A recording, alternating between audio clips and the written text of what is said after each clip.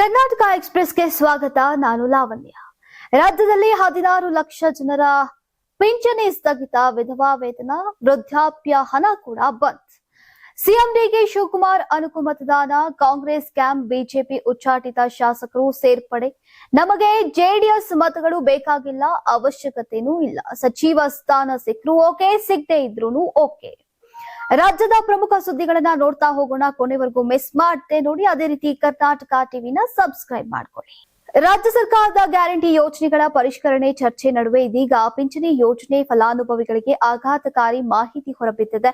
ಕಳೆದ 3 ತಿಂಗಳಿನಿಂದ ರಾಜ್ಯದ ಸುಮಾರು 16 ಲಕ್ಷ ಜನರಿಗೆ ವಿವಿಧ ಸಾಮಾಜಿಕ ಭದ್ರತಾ ಪಿಂಚಣಿಗಳು ತಲುಪ್ತಾ ಇಲ್ಲ ಎಂಬಂತಹ ಮಾಹಿತಿ ಬಹಿರಂಗವಾಗಿದ್ದು, ಸರ್ಕಾರದ ಕ್ರಮದ ಬಗ್ಗೆ ವ್ಯಾಪಕ ಚರ್ಚೆಗೆ ಒಳಗಾಗಿದೆ.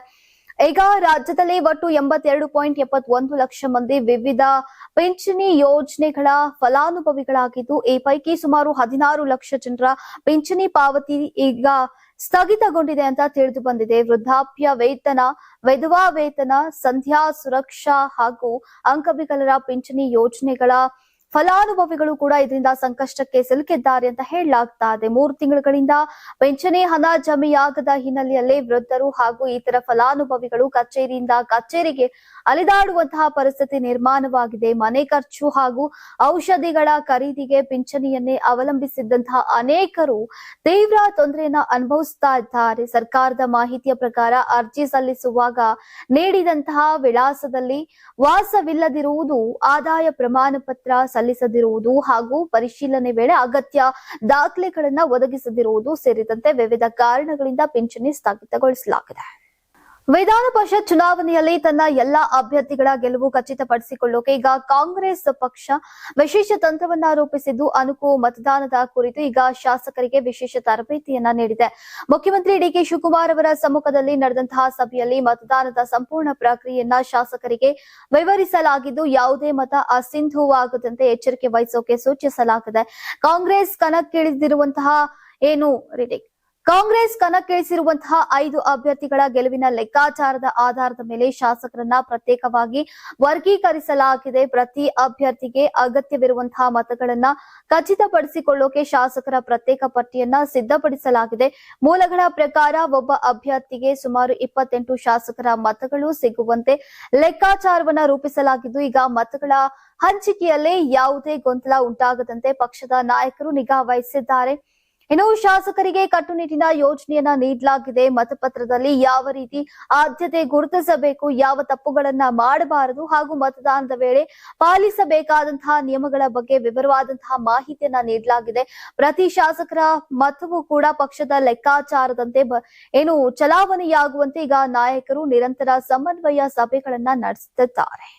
ವಿಧಾನ ಪರಿಷತ್ ಚುನಾವಣೆ ನಾಳೆ ಅಂದ್ರೆ ಜೂನ್ 18ರಂದು ನಡೆಯಲಿದ್ದು, ಈಗ ಆಡಳಿತಾರೂಢ ಕಾಂಗ್ರೆಸ್ ಶಾಸಕರು ರೆಸಾರ್ಟ್ ಸೇರ್ಕೊಂಡಿದ್ದಾರೆ. ಪರಿಷತ್ ಕಣದಲ್ಲಿ 7ನೇ ಅಭ್ಯರ್ಥಿ ಅಖಾಡಕ್ಕಿಳಿಸಿರುವುದು ಈಗ ಮೇಲ್ಮನೆ ಚುನಾವಣೆ ರಂಗೇರಿದೆ. 7 ಸ್ಥಾನಗಳಿಗೆ ನಡೆಯಲಿರುವಂತಹ ಚುನಾವಣೆಯಲ್ಲಿ ಈಗ ಕಾಂಗ್ರೆಸ್ 5 ಅಭ್ಯರ್ಥಿಗಳನ್ನ ಕಣಕ್ಕಿಳಿಸಿದ್ರೆ, ಬಿಜೆಪಿ 2 ಹಾಗೂ ಜೆಡಿಎಸ್ ಓರ್ವ ಅಭ್ಯರ್ಥಿಯನ್ನ ಕಣಕ್ಕಿಳಿಸಿದೆ. ಇನ್ನು ಕಾಂಗ್ರೆಸ್ನ 4 ಹಾಗೂ ಬಿಜೆಪಿಯ 2 ಅಭ್ಯರ್ಥಿಗಳು ಸರಾಗವಾಗಿ ಗೆಲುವು ಸಾಧಿಸಲಿದ್ದಾರೆ. 7ನೇ ಸ್ಥಾನಕ್ಕೆ ಜಟಾಪಟಿ ಜೋರಾಗಿದೆ. ಕಾಂಗ್ರೆಸ್ ಅಭ್ಯರ್ಥಿ ವಿನಯ್ ಕಾರ್ತಿಕ್ ಹಾಗೂ ಜೆಡಿಎಸ್ನ ಅಭ್ಯರ್ಥಿ ಗೋವಿಂದ ರಾಜು ನಡುವೆ ಈಗ ಸ್ಪರ್ಧೆ ಏರ್ಪಟ್ಟಿದೆ. ಇದರ ಮಧ್ಯೆ ಬಿಜೆಪಿಯ ಉಚ್ಚಾಟಿತ ಶಾಸಕರಾದಂತಹ ಎಸ್.ಟಿ.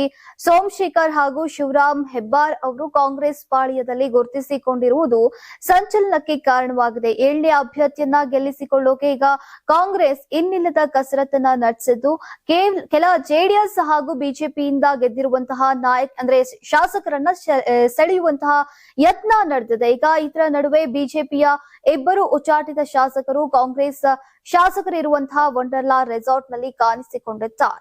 ವಿಧಾನ ಪರಿಷತ್ ಚುನಾವಣೆಯ ರಾಜಕೀಯ ಕಾವು ಹೆಚ್ಚುತ್ತಾ ಇರುವಂತಹ ನಡುವೆ ಮಾಜಿ ಸಚಿವ ಜಮೀರ್ ಅಹಮದ್ ಖಾನ್ ಅವರು ಡಿಕೆ ಸುರೇಶ್ ಅವರನ್ನ ಭೇಟಿ ಮಾಡಿರುವುದು ಈಗ ಕುತೂಹಲಕ್ಕೆ ಕಾರಣವಾಗಿದೆ. ಈ ಭೇಟಿಯ ಬಳಿಕ ಮಾತನಾಡಿದಂತಹ ಜಮೀರ್, ನಾವಿಬ್ರು ಆತ್ಮೀಯ ಸ್ನೇಹಿತರು, ಆಗಾಗ ಭೇಟಿ ಆಗ್ತಾ ಇರ್ತೇವೆ. ಈ ಭೇಟಿಗೆ ಯಾವುದೇ ಬೇರೆ ರಾಜಕೀಯ ಅರ್ಥ ಕಲ್ಪಿಸುವಂತಹ ಅಗತ್ಯ ಇಲ್ಲ ಎಂದಿದ್ದಾರೆ. ನಮಗೆ ಜೆಡಿಎಸ್ ಶಾಸಕರ ಮತಗಳ ಅಗತ್ಯ ಇಲ್ಲ. ನಮ್ಮ ಅಭ್ಯರ್ಥಿಗಳನ್ನ ಗೆಲ್ಲಿಸೋಕೆ ಬೇಕಾದಷ್ಟು ಸಂಖ್ಯಾಬಲ ನಮ್ಮಲ್ಲಿದೆ. 5ನೇ ಅಭ್ಯರ್ಥಿಯ ಗೆಲುವಿನ ಬಗ್ಗೆ ಯಾವುದೇ ಅನುಮಾನ ಇಲ್ಲ ಅಂತ ಜಮೀರ್ ಅವರು ಹೇಳಿದ್ದಾರೆ.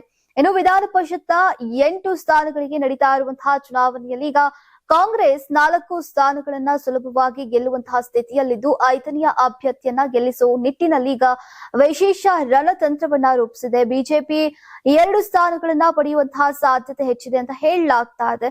ಇನ್ನು ಅಡ್ಡ ಮತದಾನ ಹಾಗೂ ಆಪರೇಷನ್ ಬಿಜೆಪಿ ಭೀತಿಯ ಹಿನ್ನೆಲೆಯಲ್ಲಿ ಈಗ ಕಾಂಗ್ರೆಸ್ ತನ್ನ ಶಾಸಕರನ್ನ ರೆಸಾರ್ಟ್ಗೆ ಸ್ಥಳಾಂತರಿಸಿದ್ದು ಅಲ್ಲಿಯೇ ಮತದಾನದ ಕುರಿತು ತರಬೇತಿಯನ್ನ ನೀಡಲಾಗ್ತಾ ಇದೆ. ಇನ್ನು ಸಚಿವ ಸಂಪುಟ ವಿಸ್ತರಣೆಯ ಕುರಿತು ಕೇಳಿದ ಪ್ರಶ್ನೆಗೆ ಉತ್ತರಿಸಿದಂತಹ ಜಮೀರ್ ಅವರು ಸಚಿವ ಸ್ಥಾನ ಸಿಗದಿರುವುದಕ್ಕೆ ನನಗೆ ಯಾವುದೇ ಬೇಸರ ಇಲ್ಲ. ನನ್ನ ಅಭಿಮಾನಿಗಳು ಮತ್ತು ಬೆಂಬಲಿಗರು ಸಚಿವರಾಗಿ ನೋಡೋಕೆ ಬಯಸುವುದು ಸಹಜ ಎಂದಿದ್ದಾರೆ.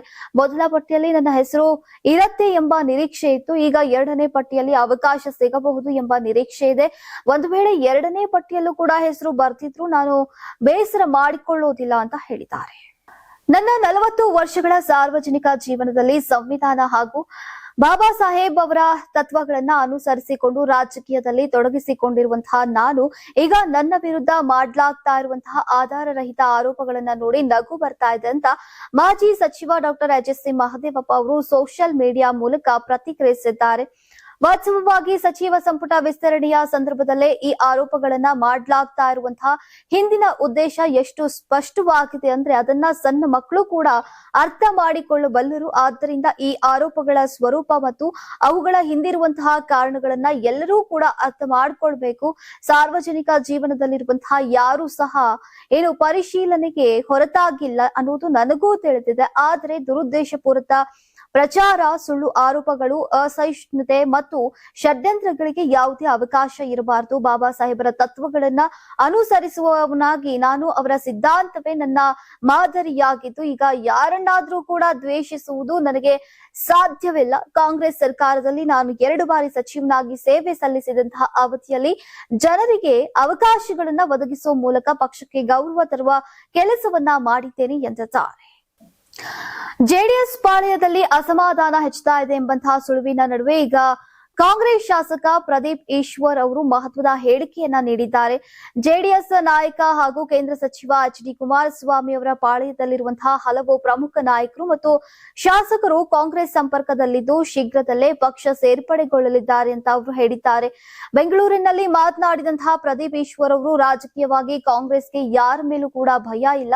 ಬದಲಾಗಿ ಪ್ರಸ್ತುತ ರಾಜಕೀಯ ಪರಿಸ್ಥಿತಿಯಲ್ಲಿ ಕುಮಾರಸ್ವಾಮಿ ಅವರೇ ಆತಂಕ ಪಡುವಂತಹ ಪರಿಸ್ಥಿತಿಯಲ್ಲಿದ್ದಾರೆ ಅಂತ ವ್ಯಂಗ್ಯವಾಡಿದ್ದಾರೆ. ಇನ್ನು ಕುಮಾರಸ್ವಾಮಿ ಅವರು ಕಾಂಗ್ರೆಸ್ ಪಕ್ಷದ ಆಂತರಿಕ ವಿಚಾರಗಳ ಬಗ್ಗೆ ಮಾತನಾಡುವ ಬದಲು ತಮ್ಮ ಪಕ್ಷದ ನಾಯಕರು ಮತ್ತು ಶಾಸಕರನ್ನ ಉಳಿಸಿಕೊಳ್ಳುವತ್ತ ಗಮನ ಹರಿಸಬೇಕು ಅಂತ ಸಲಹೆಯನ್ನ ನೀಡಿದ್ದಾರೆ. ಇದೇ ವೇಳೆ ಆರ್ಎಸ್ಎಸ್ ಸಂಘಟನೆಯ ಕುರಿತು ಮಾತನಾಡಿದಂತಹ ಪ್ರದೀಪ್ ಈಶ್ವರ್, ನಾವು ಯಾವುದೇ ದುರುದ್ದೇಶದಿಂದ ಪ್ರಶ್ನೆ ಕೇಳ್ತಾ ಇಲ್ಲ. ಆರ್ಎಸ್ಎಸ್ ನ ಅಧಿಕೃತ ನೋಂದಣಿ ದಾಖಲೆಗಳನ್ನ ಸಾರ್ವಜನಿಕರಿಗೆ ಮುಂದೆ ಇಡಬೇಕು ಎಂಬುದಷ್ಟೇ ನಮ್ಮ ಬೇಡಿಕೆ ಅಂತ ಹೇಳಿದ್ದಾರೆ. ಇನ್ನು ಸಚಿವ ಪ್ರಿಯಾಂಕ್ ಖರ್ಗೆ ಅವರ ನಿಲುವಿಗೆ ಸಂಪೂರ್ಣ ಬೆಂಬಲ ವ್ಯಕ್ತಪಡಿಸಿದಂತಹ ಪ್ರದೀಪ್ ಈಶ್ವರ್, ಬಿಜೆಪಿ ನಾಯಕರು ಆರ್ಎಸ್ಎಸ್ ನ ಕಾನೂನಾತ್ಮಕ ದಾಖಲೆಗಳನ್ನ ಬಹಿರಂಗಪಡಿಸುವಂತೆ ಸವಾಲನ್ನ ಹಾಕಿದ್ರು. ವಿಧಾನ ಪರಿಷತ್ ಚುನಾವಣೆಯ ಕಣ ರಂಗೇರ್ತಾ ಇರುವಂತಹ ನಡುವೆ ಈಗ ಜೆಡಿಎಸ್ ವಿರುದ್ಧ ಕೇಳಿ ಬರ್ತಾ ಇರುವಂತಹ ಆಪರೇಷನ್ ಆರೋಪಗಳಿಗೆ ಈಗ ಕೇಂದ್ರ ಸಚಿವ ಎಚ್.ಡಿ. ಕುಮಾರಸ್ವಾಮಿ ಅವರು ಸ್ಪಷ್ಟನೆ ನೀಡಿದ್ದಾರೆ. ಕಾಂಗ್ರೆಸ್ ಶಾಸಕರನ್ನ ಸೆಳೆಯುವ ಯಾವುದೇ ಪ್ರಯತ್ನವನ್ನ ಜೆಡಿಎಸ್ ನಡೆಸ್ತಾ ಇಲ್ಲ ಅಂತ ಸ್ಪಷ್ಟಪಡಿಸಿದ್ದಾರೆ. ತಮ್ಮ ಪಕ್ಷದ ಮತಗಳನ್ನ ಒಗ್ಗೂಡಿಸಿ ಉಳಿಸಿಕೊಳ್ಳುವುದೇ ಅಭ್ಯರ್ಥಿಯನ್ನ ಕಣಕ್ಕಿಳಿಸಿರುವಂತಹ ಉದ್ದೇಶ ಅಂತ ತಿಳಿಸಿದ್ದಾರೆ. ಆಪರೇಷನ್ ಆರೋಪಗಳ ಬಗ್ಗೆ ಪ್ರತಿಕ್ರಿಯಿಸಿದಂತಹ ಕುಮಾರಸ್ವಾಮಿ ಅವರು, ಸರ್ಕಾರ ಅವರ ಕೈಯಲ್ಲಿದೆ. ಮ್ಯಾನ್ ಪವರ್, ಮಸಲ್ ಪವರ್, ಹಣದ ಪವರ್ ಎಲ್ಲವೂ ಕೂಡ ಅವರ ಬಳಿ ಇದೆ. ಅವರ ಮುಂದೆ ನಾವು ಹೋರಾಟ ಮಾಡೋಕೆ ಸಾಧ್ಯವೇ ಅಂತ ಪ್ರಶ್ನಿಸಿದ್ದಾರೆ. ರಾಜ್ಯದ ಸಿಎಂ ಆದ್ಮೇಲಾದ್ರೂ ಬ್ಲೂ ಫಿಲಂ ಮಾಡೋದು, ಪೋಸ್ಟರ್ ಅಂಟಿಸೋದು ಬಿಡ್ತಾರೆ ಅನ್ಕೊಂಡಿದ್ದೆ. ಆ ಕಯಾಲಿ ಇನ್ನೂ ಕೂಡ ಡಿ.ಕೆ. ಶಿವಕುಮಾರ್ಗೆ ಹೋಗಿಲ್ಲ. ಪೋಸ್ಟರ್ ಅಂಟಿಸಿ ಪ್ರಚಾರ ಮಾಡೋದ? ನನ್ನದು ಬಿಡಿ, ನನ್ನ ಹೆಂಡತಿಯದ್ದು ಫೋಟೋ ಹಾಕಿದ್ದಾರೆ.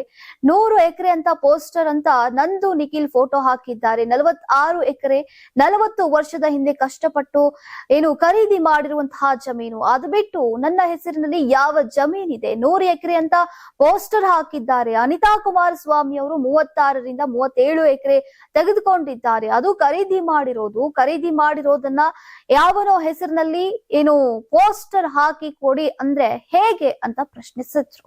ಬಿಡದಿ ಟೌನ್ಶಿಪ್ ನಿರ್ಮಾಣಕ್ಕೆ ಸರ್ಕಾರ ಹೊರಡಿಸಿರುವಂತಹ ಭೂಸ್ವಾಧೀನ ಆದೇಶವನ್ನ ತಕ್ಷಣ ಕೈಬಿಡಬೇಕು ಅಂತ ಬಿಜೆಪಿ ರಾಜ್ಯಾಧ್ಯಕ್ಷ ಬಿವೈ ವಿಜಯೇಂದ್ರ ಅವರು ಆಗ್ರಹಿಸಿದ್ರು. ಬೆಂಗಳೂರಿನಲ್ಲಿ ಮಾತನಾಡಿದಂತಹ ಅವರು, ರಾಜ್ಯದ ಮುಖ್ಯಮಂತ್ರಿಯ ಆದ್ಯತೆ ರೈತರಲ್ಲ, ರಾಜ್ಯದಲ್ಲಿ ಬಡವರಿಗೆ ಮನೆ ಕಟ್ಟುವುದು ಇವರ ಆದ್ಯತೆಯಲ್ಲ, ರಿಯಲ್ ಎಸ್ಟೇಟ್ ಇವರ ಆದ್ಯತೆ ಅಂತ ಸಿಎಂ ಅಧಿಕಾರ ವಹಿಸಿಕೊಂಡ 24 ಗಂಟೆಗಳಲ್ಲಿ ತೋರಿಸಿದ್ದಾರೆ.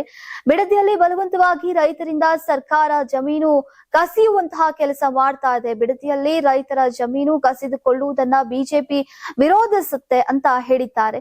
ಇನ್ನು ರೈತರ ನೆರವಿಗೆ ಬರೋದು ಸರ್ಕಾರದ ಆದ್ಯ ಕರ್ತವ್ಯ ಆಗಬೇಕಿತ್ತು. ದುರಾದೃಷ್ಟ ಅಂದ್ರೆ ಸಿಎಂಗೆ ಬೆಂಗಳೂರು ರಿಯಲ್ ಎಸ್ಟೇಟ್ ಆದ್ಯತೆಯಾಗಿದೆ. ಸಿಎಂಗೆ ಆಗ್ರಹ ಮಾಡ್ತೀನಿ, ಬಂಡತನ ಬಿಟ್ಟು ರೈತರ ಸಮಸ್ಯೆಗಳನ್ನ ಆಲಿಸಬೇಕು, ರೈತರನ್ನ ಒಕ್ಕಲೆಬ್ಬಿಸುವಂತಹ ಕೆಲಸವನ್ನ ಮಾಡಬಾರದು, ಭೂ ಸ್ವಾಧೀನವನ್ನ ತಕ್ಷಣ ಸರ್ಕಾರ ಕೈಬಿಡಬೇಕು ಅಂತ ಆಗ್ರಹಿಸಿದ್ದಾರೆ. ಇನ್ನು ಬಿಡದಿಯಲ್ಲಿ ಬಿಜೆಪಿ ನಾಯಕರ ವಿರುದ್ಧ ಪೋಸ್ಟರ್ ವಿಚಾರಕ್ಕೆ ಪ್ರತಿಕ್ರಿಯೆ ನೀಡಿದಂತಹ ಅವರು, ನಮ್ಮನ್ನ ಕಾಂಗ್ರೆಸ್ ಶಾಸಕರು ಅಂತ ಸಿಎಂ ಭಾವಿಸಿದಂತಿದೆ. ನನ್ನ ವಿರುದ್ಧ ಬಿಜೆಪಿ ನಾಯಕರ ವಿರುದ್ಧ ಪೋಸ್ಟರ್ ಅಂಟಿಸಿದ್ದಾರೆ. ಪೋಸ್ಟರ್ ಆಂದೋಲನಕ್ಕೆ ನಾವು ಹೆದರೋದಿಲ್ಲ, ನಿಮ್ಮ ಗೊಡ್ಡು ಬೆದರಿಕೆಗೆ ಹೆದರೋಕೆ ನಾವು ಕಾಂಗ್ರೆಸ್ ಶಾಸಕರಲ್ಲ. ಈಗ ನಾಡಿನ ರೈತರ ಪರ ನಿಲ್ಲುವಂತಹ ಕರ್ತವ್ಯ ನಮ್ಮದಿದೆ ಅಂತ ಹೇಳಿದ್ದಾರೆ. ಬೆಂಗಳೂರು ನಗರಾಭಿವೃದ್ಧಿ ಇಲಾಖೆ ಅಧಿಕಾರ ಸ್ವೀಕರಿಸಿದ ಮೊದಲ ದಿನವೇ ಸಚಿವ ಕೃಷ್ಣ ಬೈರೇಗೌಡ ಅವರು ಬೆಂಗಳೂರಿನ ರಸ್ತೆ ಗುಂಡಿಗಳು ಮತ್ತು ಕಳಪೆ ಕಾಮಗಾರಿಗಳ ಕುರಿತು ಅಧಿಕಾರಿಗಳ ಸಭೆಯಲ್ಲಿ ವ್ಯಕ್ತಪಡಿಸಿದ ಅಸಮಾಧಾನವನ್ನ ಮುಂದಿಟ್ಟುಕೊಂಡು ಪ್ರತಿಪಕ್ಷ ಬಿಜೆಪಿ ರಾಜ್ಯ ಸರ್ಕಾರದ ವಿರುದ್ಧ ವಾಗ್ದಾಳಿಯನ್ನು ನಡೆಸಿದೆ. ವಿಧಾನಸಭೆ ಪ್ರತಿಪಕ್ಷ ನಾಯಕ ಆರ್ ಅಶೋಕ್ ಅವರು ಸಾಮಾಜಿಕ ಜಾಲತಾಣದ ಮೂಲಕ ಪ್ರತಿಕ್ರಿಯಿಸಿ, ಕೃಷ್ಣ ಬೈರೇಗೌಡರ ಹೇಳಿಕೆಗಳು ಪರೋಕ್ಷವಾಗಿ ಮಾಜಿ ಬೆಂಗಳೂರು ಅಭಿವೃದ್ಧಿ ಸಚಿವರು ಆಗಿದ್ದಂತಹ ಮುಖ್ಯಮಂತ್ರಿ ಡಿಕೆ ಶಿವಕುಮಾರ್ ಅವರ ಕಾರ್ಯವೈಖರಿಯ ಮೇಲಿನ ಟೀಕೆಯಾಗಿದೆ ಅಂತ ಆರೋಪಿಸಿದ್ದಾರೆ. ಕೃಷ್ಣ ಬೈರೇಗೌಡ ಅವರು ಇಲಾಖೆಯ ಅಧಿಕಾರ ವಹಿಸಿಕೊಂಡ ಮೊದಲ ದಿನವೇ ಬೆಂಗಳೂರಿನ ರಸ್ತೆಗಳ ದುಸ್ಥಿತಿ ಹಾಗೂ ಕಳಪೆ ಕಾಮಗಾರಿಗಳ ಬಗ್ಗೆ ಅಸಮಾಧಾನ ವ್ಯಕ್ತಪಡಿಸಿರುವುದು. ಈಗ ಕಳೆದ 3 ವರ್ಷಗಳಿಂದ ರಸ್ತೆ ಗುಂಡಿ ಮುಚ್ಚುವಂತಹ ಹೆಸರಿನಲ್ಲಿ ಸರ್ಕಾರ ನಡೆಸಿದಂತಹ ಕಾರ್ಯಗಳ ವೈಫಲ್ಯಗಳನ್ನ ಬಯಲಿಗೆಳೆದಂತಾಗಿದೆ ಅಂತ ಟೀಕಿಸಿದ್ದಾರೆ. ನೂತನ ಬೆಂಗಳೂರು ನಗರಾಭಿವೃದ್ಧಿ ಸಚಿವರಾದಂತಹ ಕೃಷ್ಣ ಬೈರೇಗೌಡ ಅವರು ಇಲಾಖೆಯ ಚಾರ್ಜ್ ತೆಗೆದುಕೊಂಡ ಮೊದಲ ದಿನವೇ ಇಲಾಖೆಯ ನಿಕಟಪೂರ್ವ ಸಚಿವರಾದಂತಹ ಡಿಕೆ ಶಿವಕುಮಾರ್ ಅವರು ಕಳೆದ 3 ವರ್ಷಗಳಿಂದ ಆಡಿಕೊಂಡು ಬಂದಿರುವಂತಹ ರಸ್ತೆ ಗುಂಡಿ ಮುಚ್ಚೋಕೆ ನಾಟಕವನ್ನ ಬಟಾಬಯಲು ಮಾಡಿದ್ದಾರೆ. ಕೊಡಗು ಸೇರಿದಂತೆ ಕಾವೇರಿ ಜಲಾನಯನ ಪ್ರದೇಶದಲ್ಲಿ ನಿರೀಕ್ಷೆಯಂತೆ ಮುಂಗಾರು ಮಳೆಯಾಗದೆ ಬೇಸಿಗೆ ಬಿಸಿಲಿಗೆ ಕೆಆರ್ಎಸ್ ಜಲಾಶಯದ ಒಳಹರಿವಿನ ಪ್ರಮಾಣ ದಿನೇ ದಿನೇ ಕಡಿಮೆಯಾಗಿ ಜಲಾಶಯದ ನೀರಿನ ಮಟ್ಟ ಕುಸಿತಾ ಇದೆ. ಹೀಗಾಗಿ ಈ ಬಾರಿ ಬೆಳೆಗಳಿಗೆ ನೀರು ಹರಿಸದಿರೋಕೆ ನಿರ್ಧರಿಸಲಾಗಿದೆ. ಜಲಸಂಪನ್ಮೂಲ ಸಚಿವ ರಾಮಲಿಂಗಾರೆಡ್ಡಿ ನೇತೃತ್ವದ ಕರ್ನಾಟಕ ನೀರಾವರಿ ನಿಗಮ ಮತ್ತು ಕಾವೇರಿ ನೀರಾವರಿ ನಿಗಮಗಳ ಪ್ರಗತಿ ಪರಿಶೀಲನಾ ಸಭೆ ನಡೆಸಿದ್ದು. ಈ ವೇಳೆ ಮುಂಗಾರು ಕೊರತೆ, ನೀರಿನ ಅಭಾವದ ಕುರಿತಂತೆ ಈಗ ತೀವ್ರ ಚರ್ಚೆ ನಡೆದಿದೆ. ಮುಂಗಾರು ಮಳೆ ಕೊರತೆಯ ಹಿನ್ನೆಲೆಯಲ್ಲಿ ಕೆಆರ್ಎಸ್ ಡ್ಯಾಂನ ನೀರು ಕುಡಿಯೋಕೆ ಮಾತ್ರ ಉಪಯೋಗಿಸೋಕೆ ತೀರ್ಮಾನಿಸಲಾಗಿದೆ. ಸುಪ್ರೀಂ ಕೋರ್ಟ್ ತೀರ್ಪಿನಂತೆ ಜೂನ್ ತಿಂಗಳಲ್ಲಿ ತಮಿಳುನಾಡಿಗೆ ಕಾವೇರಿ ನೀರಿನಿಂದ 9.19 ಟಿಎಂಸಿ ಅಡಿಗಳಷ್ಟು ನೀರು ಬಿಡುಗಡೆ ಮಾಡಬೇಕು. ಆದರೆ ಮಳೆ ಕೊರತೆ ಕಾರಣದಿಂದಾಗಿ ಈವರೆಗೆ 1.778 ಟಿಎಂಸಿ ಮಾತ್ರ ಬಿಡುಗಡೆ ಮಾಡಲಾಗಿದೆ. ಮಳೆ ಕೊರತೆ ಹೀಗೆಯೇ ಮುಂದುವರೆದ್ರೆ ಇನ್ನು 2 ತಿಂಗಳಲ್ಲಿ ಜಲಾಶಯ ಸಂಪೂರ್ಣವಾಗಿ ಗಾಲಿಯಾಗಲಿದೆ. ಮುಂದಿನ 2 ತಿಂಗಳಾದ ನಂತರ ಬೆಂಗಳೂರು ಸೇರಿದಂತೆ ಇನ್ನಿತರ ಕಡೆಗಳಲ್ಲಿ ಪೂರೈಕೆಯಾಗುವಂತಹ ಕುಡಿಯುವ ನೀರಿಗೂ ಕೂಡ ಹಾಹಾಕಾರ ಉಂಟಾಗಲಿದೆ ಅಂತ ಅಧಿಕಾರಿಗಳು ಮಾಹಿತಿಯನ್ನು ನೀಡಿದ್ದಾರೆ.